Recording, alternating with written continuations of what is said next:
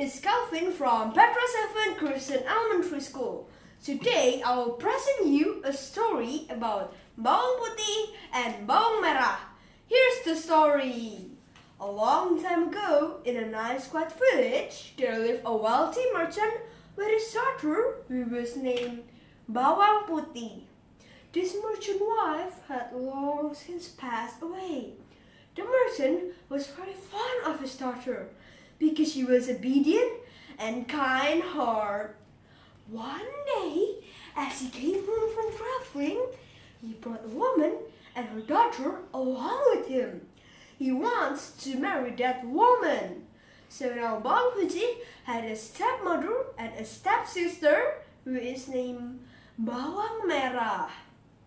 Every time her father went to trade, her stepmother and Bawang Merah will treat Bawang Putih like a servant.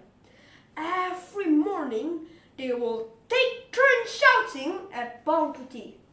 Because Bawang Putih worked so hard and punished harshly, her body became thinner. One day, Bawang Putih's father came home and fell ill. He was very ill, and Bawang Putih was very sad because of it. She never left her father alone. However, God decided differently. Bawang Putih's father died. After that, Bawang Putih's life was more miserable. One day, Bawang Putih went to the river to wash clothes.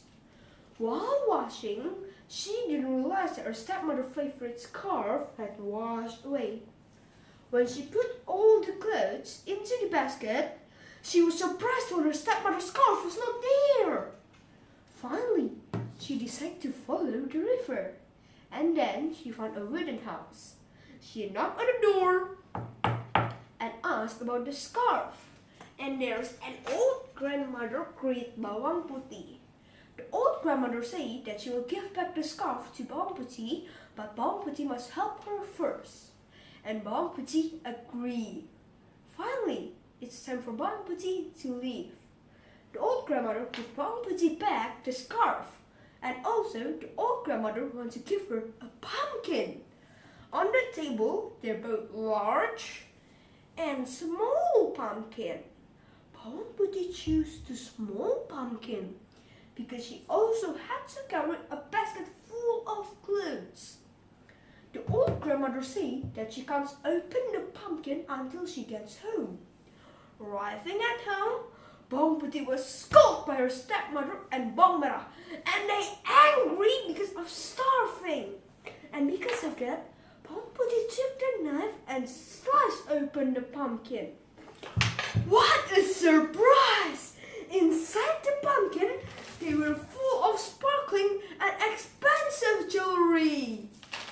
The next day, the stepmother and Bawang Merah went to the river and then deliberately washed away the scarf and then secretly followed the river.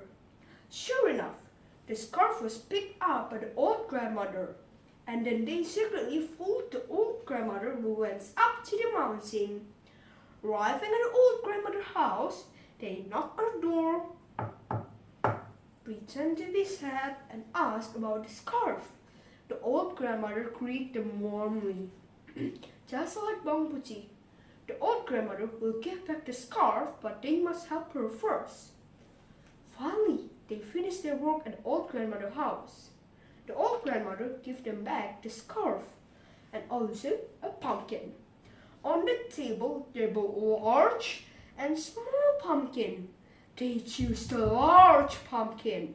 The old grandmother also said that they can't open the pumpkin until they get home. But they not obeyed the advice of the old grandmother. On the way home, they sliced open the pumpkin.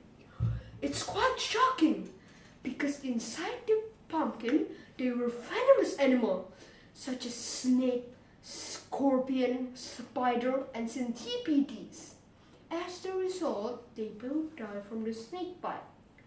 Meanwhile, Bawang Putih lived happily ever after. The end. Thank you for listening to my story. Goodbye.